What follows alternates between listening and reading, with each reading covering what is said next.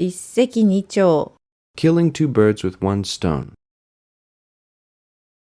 演歌を聞くと日本の文化に触れながら日本語の勉強ができるので一石二鳥だ。 Listening to enka, I learn about Japanese culture, and I'm able to study Japanese at the same time.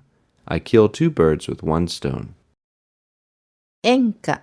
A traditional style of popular Japanese music. 演歌を聞くと When listening to enka.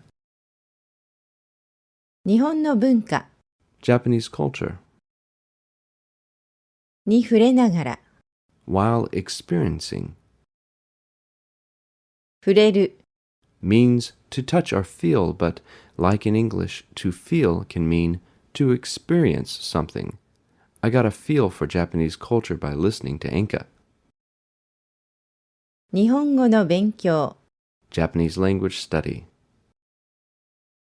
が The subject marker.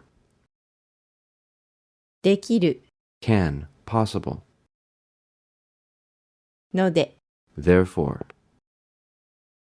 演歌を聞くと日本の文化に触れながら日本語の勉強ができるので一石二鳥だ。